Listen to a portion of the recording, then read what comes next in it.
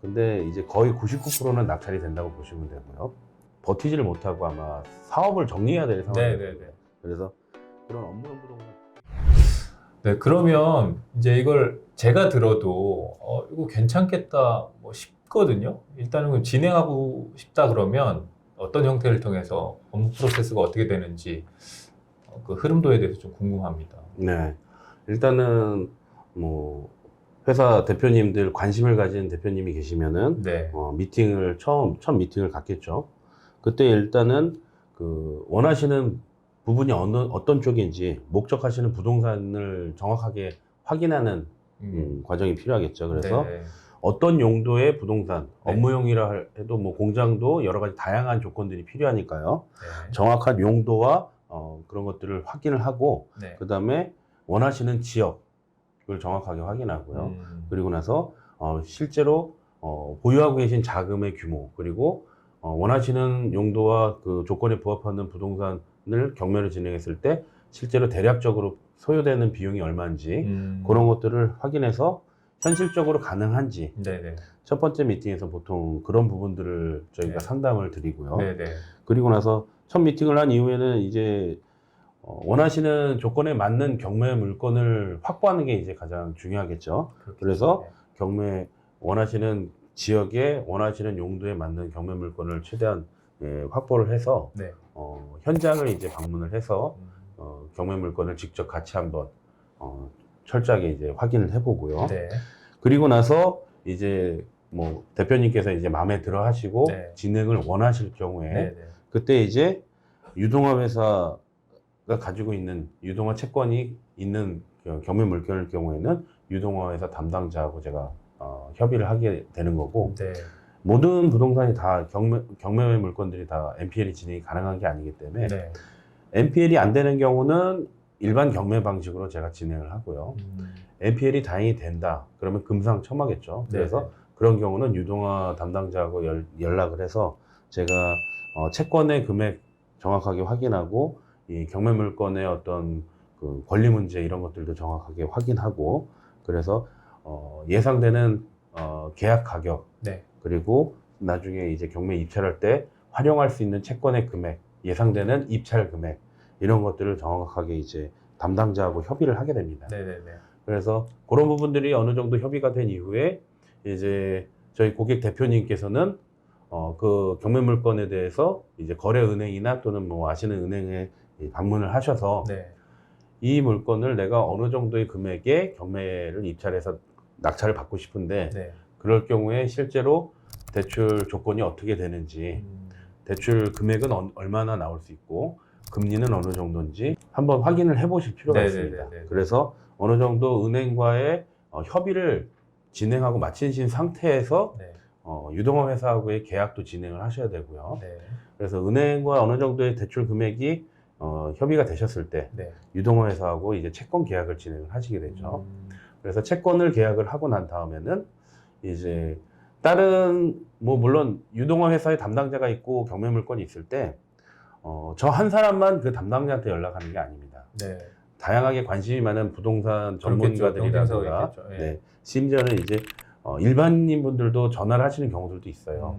근데 물론 유동화 담당자하고의 그 협의가 사실은 일반인 분들은 현실적으로 전문적인 부분들을 모르시기 때문에 네. 네.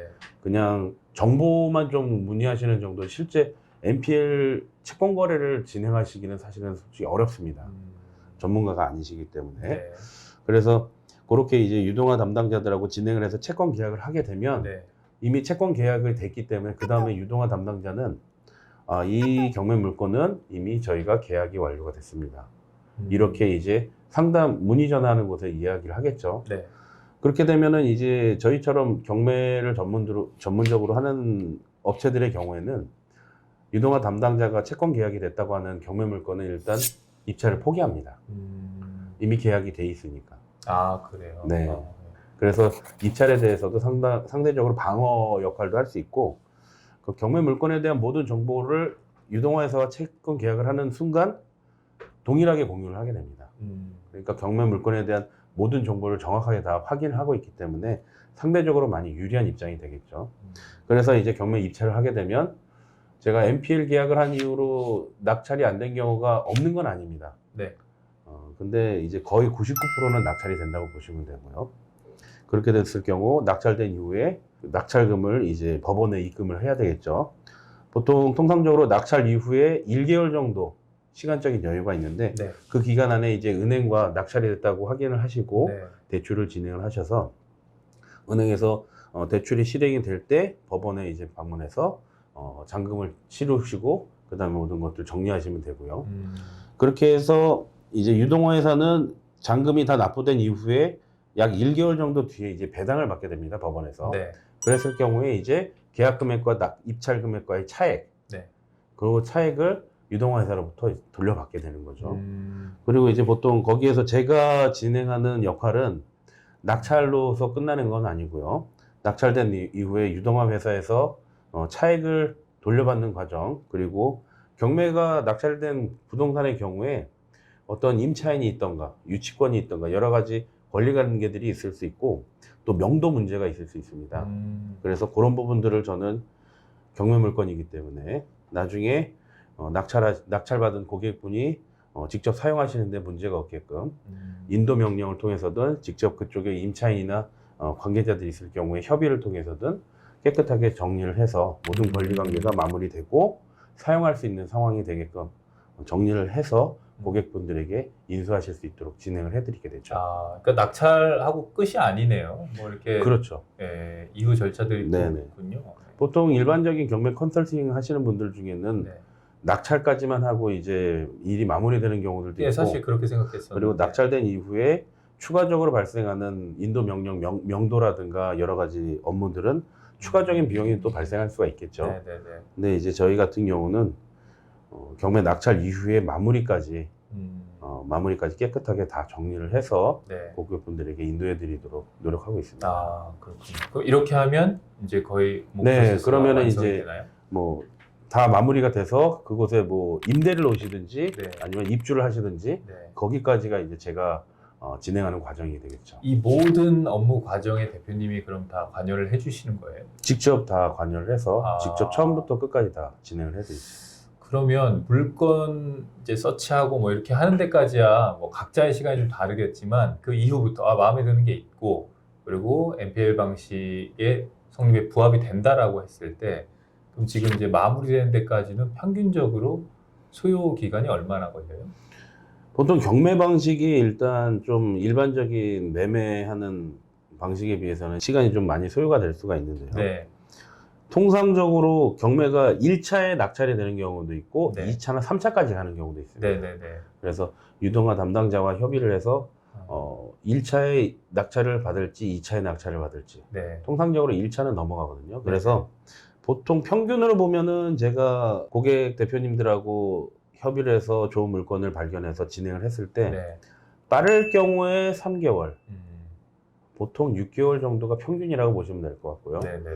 조금 더 걸리는 경우는 거의 1년 가까이 걸리는 경우도 있습니다. 그래서 경매나 NPL 방식으로 부동산을 취득을 하실 경우에는 약간의 시간적인 여유를 가지고 하시는 게 더 유리하실 것 같습니다. 그렇군요. 네. 이거 끝으로 제 개인적인 질문인데 공장도 뭐 주택처럼 이렇게 오름폭이 굉장히 많아요? 아니면 어때요? 그냥 뭐 사실 요즘 서울이나 서울 가까운 인근 도시들의 아파트 상승률은 사실 상상을 초월하잖아요. 어마어마하죠. 예. 뭐 물론 이 업무용 부동산 특히 공장이 그렇게 가격이 치솟으면 대부분의 그 회사들 제조업체들이 다 아마 버티지를 못하고 아마 사업을 정리해야 될 상황이에요. 네네네. 그래서 그런 업무용 부동산 특히 공장이 상승폭이 그렇게 높진 않은데요.